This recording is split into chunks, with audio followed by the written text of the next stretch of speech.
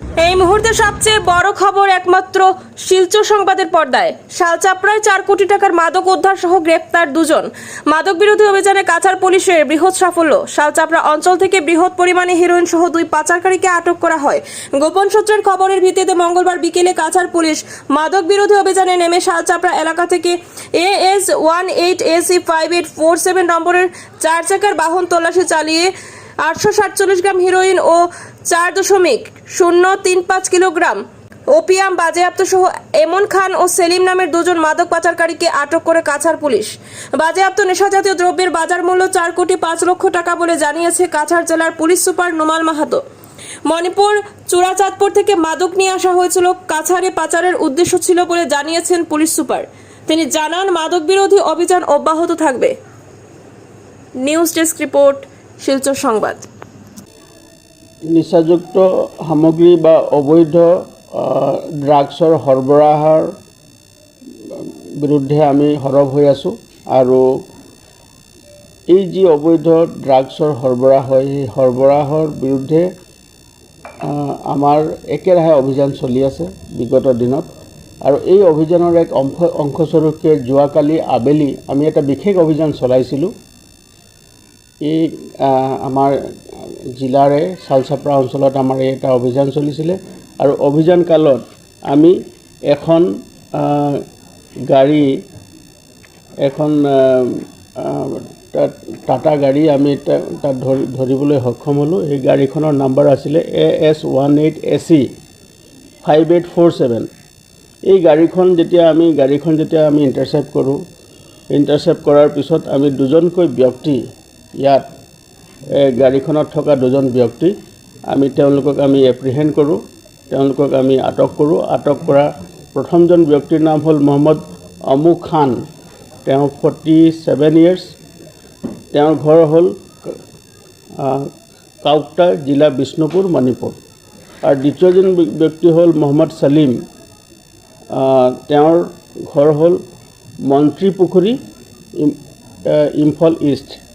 2জন ব্যক্তিক যেতিয়া আমি এপ্ৰিহেণ্ড কৰোঁ, তেওঁলোকক সোধপোছ কৰোঁ আৰু যেতিয়া আমি খানতালা চলাওঁ গাড়ীখনত বিশেষভাৱে নিৰ্মাণ কৰা কিছুমান চেম্বাৰ্ছ তেওঁলোকে আছিলে আৰু সেই চেম্বাৰ্ছৰ পৰা আমি 72টা চাবোনৰ বাকচত হিৰ'ইন থকা বা নিচাযুক্ত সামগ্ৰী থকা 72টা বাকচ আমি জব্দ কৰিবলৈ সক্ষম হ'লোঁ। আৰু তাৰ লগতে 4টা ডাঙৰ পেকেটছ আছিলে আৰু সেই পেকেটবিলাকত অপিয়াম পাউডাৰ আছিলে আৰু অপিয়াম পাউডাৰৰ ওজন আছিলে প্ৰায় 4 কেজি। আৰু যিখিনি সন্দেহযুক্ত হিৰ'ইন আমি জব্দ কৰিলোঁ, সেই জব্দকৃত হিৰ'ইনখিনিৰ ওজন আছিলে 847 গ্ৰামছ। 847 গ্ৰামছ গোটেই সামগ্ৰীখিনি ওজন আছিলে। আৰু তাৰ লগতে আমি সেই গাড়ীখন, যিখন গাড়ী লৈ এই সৰবৰাহ মানে অবৈধ সৰবৰাহ, ড্ৰাগছৰ অবৈধ সৰবৰাহ চলিছিলে, সেই গাড়ীখনো আমি জব্দ কৰিলোঁ।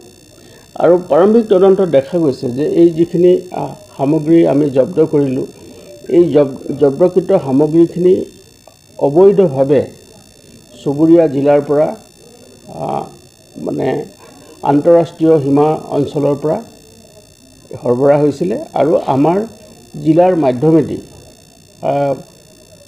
বেলেগ ঠাইলৈ লৈ যোৱাৰ তেওঁলোকৰ পৰিকল্পনা আছিলে।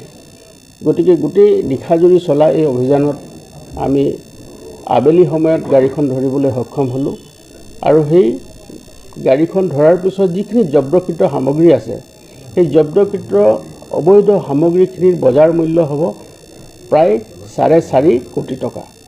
গতিকে এই সামগ্ৰীখিনি আমি জব্দ কৰিলোঁ আৰু জব্দ কৰাৰ পিছত তেওঁলোকৰ লগত সম্পৰ্কিত থকা যি ব্যক্তি আছে তেওঁলোককো আমি অনুসন্ধান কাৰ্য চলাই আছোঁ।